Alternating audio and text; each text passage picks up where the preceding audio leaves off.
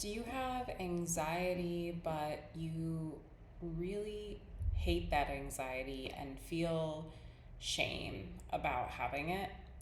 This is so common, and I actually think it is one of the most painful parts about the experience of anxiety is sometimes not even the anxiety itself, which is very like uncomfortable and we want it to go away because it's uncomfortable, but also this feeling that in some way we are damaged, there's something wrong with us, we are weak in some way, we are different because of the fact that we have this anxiety.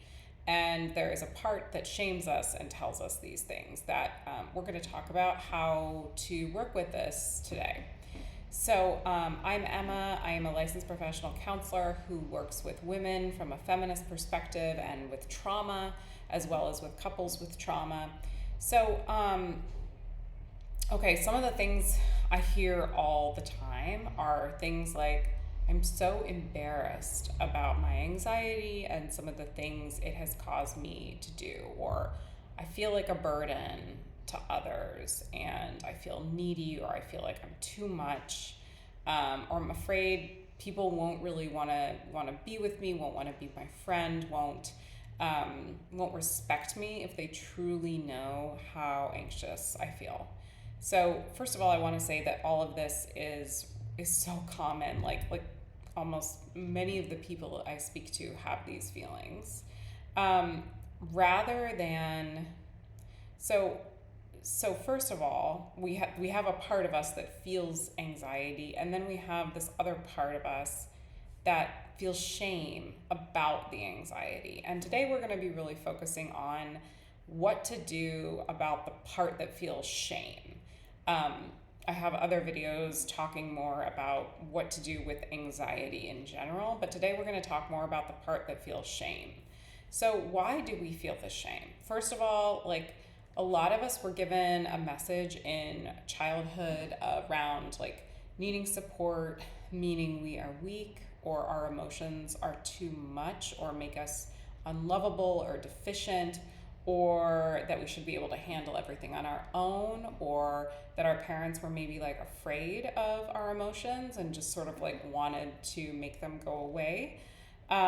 There's also just a societal pressure around needing to be positive or confident all the time, and that these are traits of people who are effective and who we want to emulate and be like. Um, so when you're anxious and or you're having a negative emotional experience, it can feel like we're failing or we're not living up to the social expectations that are placed on us.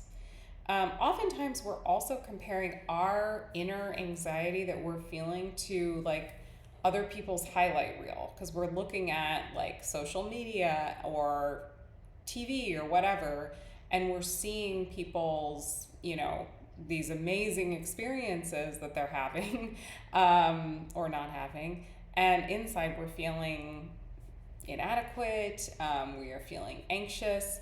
And so we start to feel ashamed of the fact, like, why do I feel this way? What's wrong with me? Why can't I just feel this joy and happiness and kind of get over things like these other people seem to have done?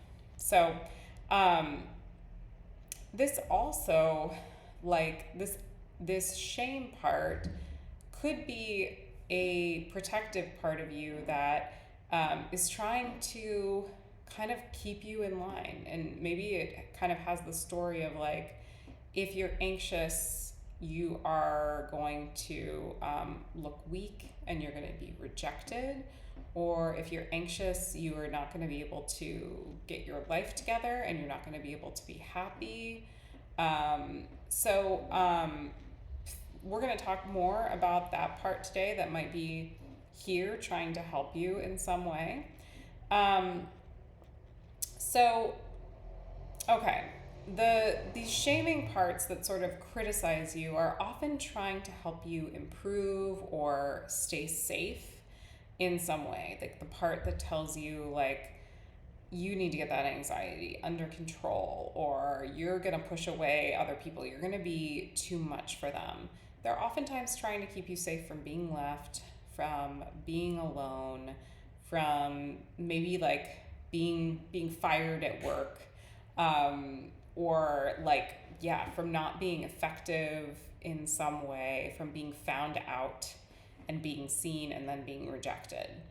So one thing you could do is to first of all just separate yourself from the part of you that feels ashamed, and like just start to notice that this is a part telling you these things of you're too much, why can't you get it together, you're embarrassing us. So first just like naming that part and kind of getting some distance from it. So just saying something like, a part of me is feeling ashamed, a part of me thinks I should be doing better, that part is afraid other people might judge me.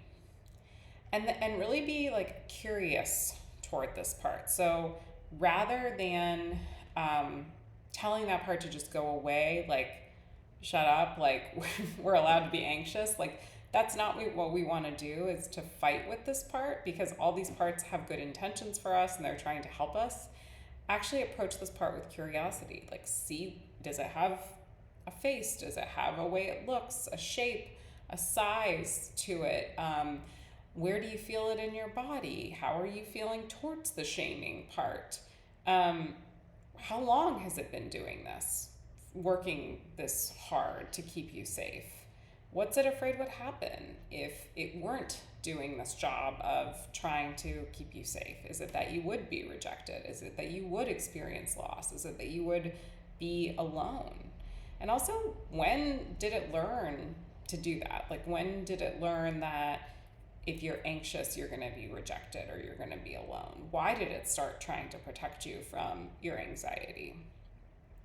Also, later down the road, maybe you can get to know the part that carries the anxiety and why that part started doing this job and what it's afraid of deep down.